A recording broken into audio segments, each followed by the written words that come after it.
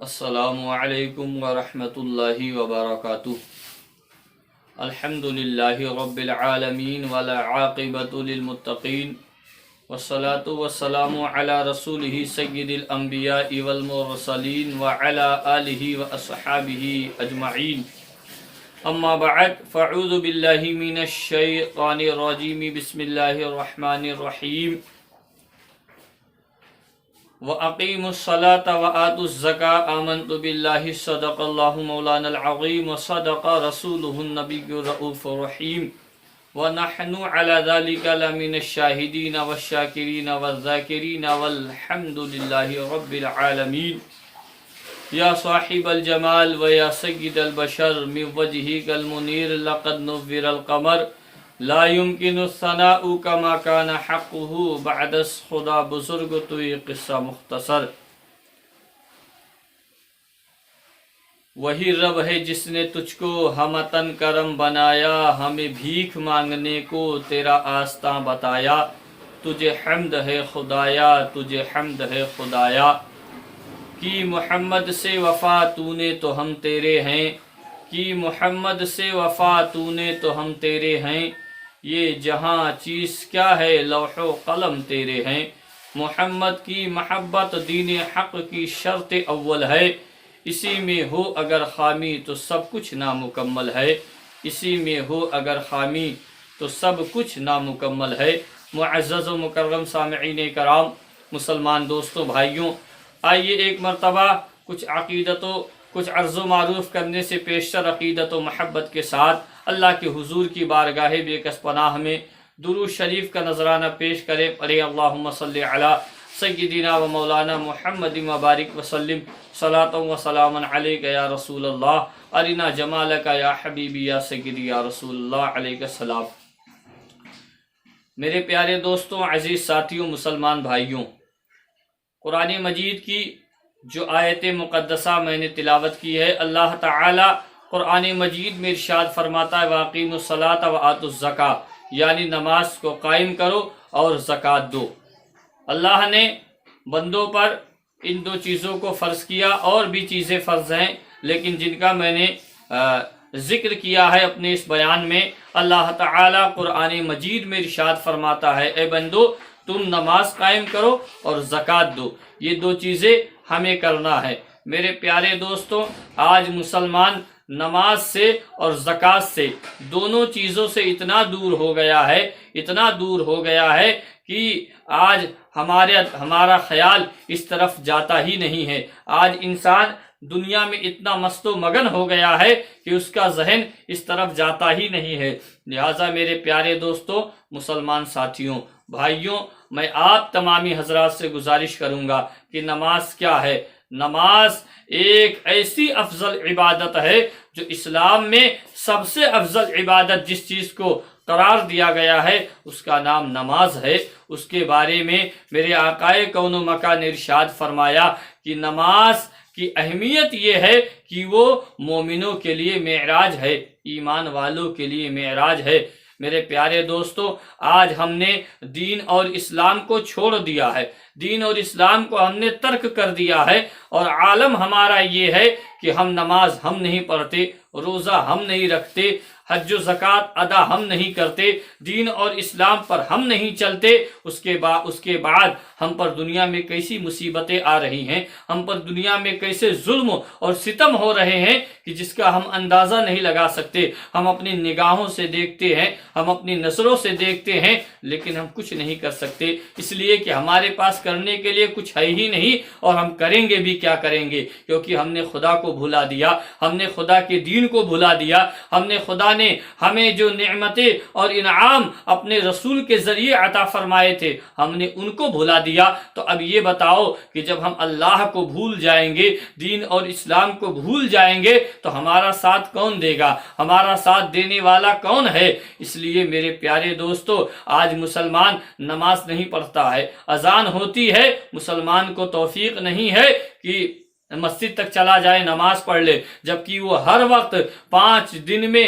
24 گھنٹے میں 5 وقت اذان ہوتی ہے، اور ہم اذان کے الفاظوں پر غور کریں کہ اللہ ہمیں ان الفاظوں سے کیا دعوت دے رہا ہے، رب ہمیں کیا بلا رہا ہے، تو جو ہمارے کانوں میں اذان کے الفاظ پڑھتے ہیں، حی علی الصلاۃ یعنی آؤ نماز کی طرف، حی علی الصلاۃ آؤ نماز کی طرف، اس کے بعد جو الفاظ کہے جاتے ہیں، حی علی الفلاح آؤ کامیابی کی طرف، کس کی طرف بلایا جا رہا ہے؟ اللہ اپنے گھر میں بندوں کو کس طرف بلا رہا ہے؟ کامیابی کی طرف بلا رہا ہے، کامرانی کی طرف بلا رہا ہے۔ یہ بلانے والا کون ہے؟ وہ پاک پروردگار ہے، جس کے قبضے قدرت میں ہر شے ہے، وہ جو چاہے وہ کر سکتا ہے، اس کی قدرت سے کوئی بھی چیز بعید اور دور نہیں ہے، وہ جو چاہے وہ کر سکتا ہے۔ تو بلانے والا وہ ہے جو ہر چیز کر سکتا ہے، لیکن بندہ اس کے طرف آنے کو تیار نہیں ہے۔ ہم تدبیریں کہاں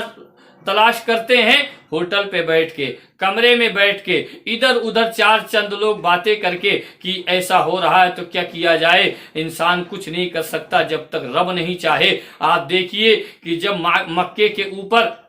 جب کعبہ معظمہ کے اوپر ابرہہ نے یعنی حملہ کرنے کا ارادہ کیا، اور اپنے ساتھیوں اور اپنے ہاتھیوں فوجیوں کے ساتھ اپنے یہاں سے چلا، اور آنے کے بعد اس نے مکہ المکرمہ میں جب وہ داخل ہوا تو اس نے کہا اب مکہ والوں سے کچھ لڑائی کرنے کا بہانہ ڈھونڈا جائے۔ تو حضرت عبد المطلب یعنی حضور کے جو دادا تھے، ان کی بکریاں چرانے کے لیے کوئی شخص گیا ہوا تھا۔ آپ کا خادم بکریوں کو لے کر شہر سے باہر گیا تھا، وہ چرا رہا تھا۔ کیا دیکھا کہ ایک بہت بڑی فوج ہے، جن کے بڑے سپاہی، ہاتھی، گھوڑے، ساز و سامان ہے، وہ آ رہے ہیں۔ جب وہ آئے تو انہوں نے اس آدمی کو مارا بھی، اور اس کی ساری بکریاں چھین لی، اور چھیننے کے بعد وہ آتا ہے حضرت عبد المطلب کی بارگاہ میں، اور اس نے خبر دی کہ اے سردار قریش، کوئی باہر سے قافلہ آیا ہے، جن کے پاس بڑے سواریاں ہیں، بڑے سپاہی اور فوجی ہیں، انہوں نے مجھے مارا بھی ہے اور بکریوں کو بھی چھین لیا ہے۔ حضرت عبد المطلب جب اس ابرہہ جو کعبے کو گرانے کے لیے آیا تھا، اس کا مقصد یہی تھا کہ کعبے کو گرا دیا جائے، تاکہ اور اس جگہ پر عیسائیوں کا گرجا گھر بنا دیا جائے، عیسائیوں کی عبادت گاہ کو بنا دیا جائے، وہ اسی نیت سے کعبے کے اندر، مکے کے اندر داخل ہوا تھا۔ اس نے مار کر ان کی خادم کو، غلام کو بھیج دیا۔ اس نے حضرت عبد المطلب سے ساری باتیں بتائی۔ اس کے بعد جب وہ اس کے پاس پہنچے ابرہہ کے، تو وہ اپنی اس سمے تخت پر بیٹھا ہوا تھا، کرسی پر۔ جب اس نے آپ کو دیکھا اور آپ کے چہرے پر، حضرت عبد المطلب کے چہرے پر جب ابرہہ کی نظر پڑی تو اٹھ کے کھڑا ہو گیا تعظیم و تکریم کے لیے۔ اس کے بعد آپ نے فرمایا کہ تم نے میری بکریاں کیوں لے لی ہے؟ ابرہہ جو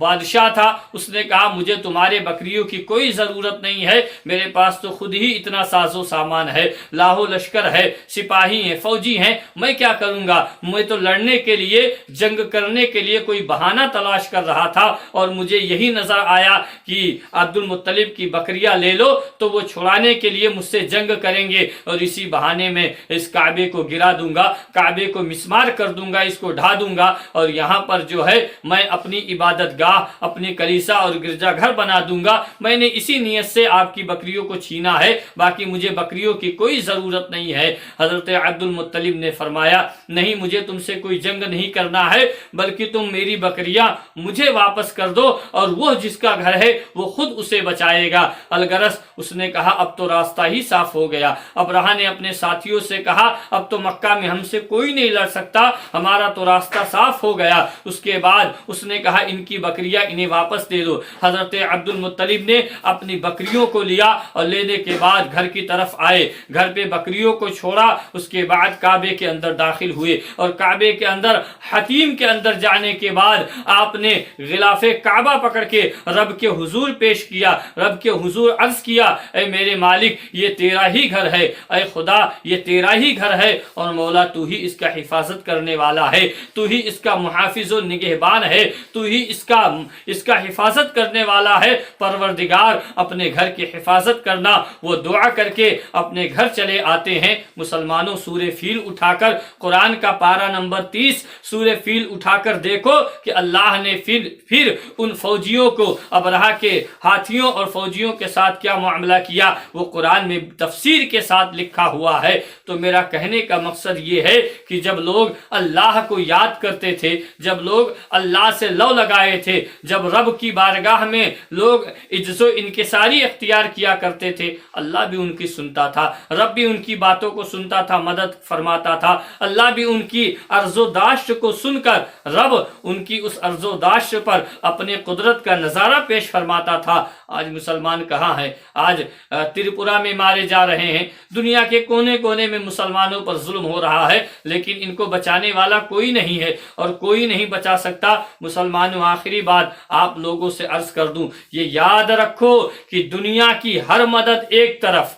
دنیا کی ہر مدد ایک طرف، لیکن مسلمان کو جو حقیقی مدد ملے گی، ایمان والے کو جو حقیقی مدد ملے گی، وہ صرف اور صرف اپنے پروردگار سے ملے گی، اپنے خداوند قدوس سے ملے گی۔ اور اس کی مدد سمجھ لو، جس کو مل گئی تو پھر دنیا کی ایسی کوئی طاقت نہیں ہے جو رب کی اس مدد کے آگے آ جائے، اس کے آگے آ جائے۔ اس لیے کہ ساری دنیا ایک طرف، ساری دنیا کی طاقتیں ایک طرف اور رب کا اشارہ ایک طرف، خدا کی قدرت ایک طرف، وہ ایک اشارہ فرما دے تو کہاں سے کیا ہو جائے۔ لہٰذا میرے پیارے دوستوں، مسلمان بھائیوں، ابھی بھی وقت ہے، ابھی سورج پورب سے ہی نکل رہا ہے، جس دن پشچم سے نکلے گا اس دن توبہ کا دروازہ بند ہو جائے گا، اس دن توبہ کرنا بھی ہمیں کوئی کام نہیں دے گا۔ لہٰذا ابھی بھی وقت ہے، ہم سدھر جائیں، ہم اپنے گناہوں سے توبہ کریں، ہم اپنے اعمال کو اچھا کریں اور اللہ و رسول کی طرف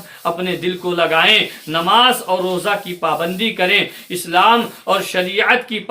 کے حکموں کی پاسداری کریں، ان کے حکموں پر چلنے کی کوشش کریں، نہیں تو ایسے ہوگا ہم پر ظلم بھی ہوگا، ہم پر ستم بھی ہوگا، اور ہمارے پاس سوائے چلانے کے، سوائے رونے کے دوسرا کوئی راستہ نہیں ہوگا، ہمیں کوئی بچانے نہیں آئے گا۔ اس لیے کہ تاریخ اسلام اٹھا کر پڑھ لو، اسلام کی تاریخ کو پڑھو، اس میں دیکھو کہ جب مسلمانوں پر ایسا وقت آیا ہے تو رب نے ان کی مدد فرمائی ہے، خدا نے ان کی مدد کی ہے۔ لہٰذا اپنے آپ کو اس طرح سے بناؤ، ہم اور آپ اپنے آپ کو اس طرح سے اس سانچے میں ڈھالیں کہ اللہ تعالی ہم تمام لوگوں کی باتوں کو سنیں۔ آج مسلمان کے اندر ہزاروں عیوب جمع ہیں۔ اور ایک بات اور آپ لوگوں کو آخری بات عرض کر دوں کہ ہم پر جو ظلم ہو رہے ہیں، ہم پر جو ظلم و زیادتی ہو رہی ہے، یہ کسی اور سبب سے نہیں، یہ کسی اور وجہ سے نہیں، بلکہ یہ ظلم و زیادتی جو ہو رہی ہے یہ خالص مسلمان کا مسلمان پر ظلم کرنا ہے۔ اس لیے تاریخ اسلام میں اٹھا کر دیکھ لو، شروع سے لے کر اب تک دیکھ لو کہ جتنے لوگوں پر ظلم ہوئے، جن قوموں کو دنیا میں دھسایا گیا، دنیا میں انہیں تباہ و برباد کیا گیا، یا تو انہوں نے مسلمان کے حق کو مار لیا، یا مسلمان کے ساتھ دھوکہ کیا، یا مسلمان کے ساتھ فراڈ کیا، یا مسلمان پر الزام لگائے، یا مسلمان پر بہتان لگایا، یا مسلمان کی حق تلفی کی، یا ماں باپ کو ستایا، یا علماء کی توہین کی، یا عالموں کو ستایا، اماموں پر ظلم و زیادتی کیا، جب یہ سارے کام کیے تو اللہ نے ان پر اپنی عذاب کو مسلط فرما دیا۔ کہنے کا مطلب یہ ہے کہ اللہ اپنے حقوق کو تو معاف کر سکتا ہے، اللہ کے جو حق ہیں یعنی نماز ہے، روزہ ہے، حج ہے، زکوٰۃ ہے، یہ بندے کو کرنا ہے، لیکن اللہ نے جتنی بھی قوموں پر اپنی عذابوں کو مسلط کیا ہے ان میں سب میں وجہ حقوق العباد ہے، یعنی بندے کا جب حق مارا جاتا ہے، آج مسلمان پڑوسی کا حق مار لیتا ہے، بھائی کا مار لیتا ہے، ماں باپ کا غصب کر لیتا ہے، اپنے رشتہ داروں کا قبضہ کر لیتا ہے، اپنے دوست احباب کے ساتھ دھوکہ اور فراڈ کرتا ہے، جب ایسے سارے کام ہونے لگے تو سمجھ لینا کہ پھر رب کی قدرت، رب کی مہربانی ہم پر نہیں نہیں ہوگی، اس لیے کہ بندے کا حق جو مارے گا جب تک بندہ اسے معاف نہیں کرے گا اللہ بھی معاف نہیں فرمائے گا۔ لہٰذا میرے دوستوں اپنے ایمان کو درست کرو، اپنے اعمال کو ٹھیک کرو، اسی میں ہم سب کی بھلائی ہے۔ اللہ تعالی ہم تمام لوگوں کو مولا اسلام اور شریعت کے حکموں پر خدا چلنے کی توفیق عطا فرمائے، اور ہم تمام لوگوں کو مولا سچا اور پکا مسلمان بنائے، ہمیں خالی نام والا نہیں بلکہ ہمیں اسلام پر چلنے والا مسلمان بنائے، ہمیں اسلام کا ماننے والا مسلمان بنائے۔ السلام علیکم ورحمۃ اللہ تعالی وبرکاتہ۔ اور میرے اس چینل آؤ دین پر چلے اس چینل کو سبسکرائب کریں، اس کا بٹن بیل آئیکن بھی دبا دیں، اس ویڈیو کو شیئر کریں تاکہ جتنا سے جتنا زیادہ ہو سکے آپ اپنے دوست اور احباب میں بھی اچھی باتیں شیئر کریں، کیونکہ شیئر کرنا بھی یہ بھی ایک ثواب جاریہ ہے۔ اسی ثواب جاریہ کی نیت سے خود بھی سنیں، گھر والوں کو بھی سنائیں اور اپنے دوست اور احباب میں بھی شیئر کریں۔ انہی چند باتوں کے ساتھ میں اپنی بات کو ختم کر رہا ہوں۔ السلام علیکم ورحمۃ اللہ تعالی وبرکاتہ۔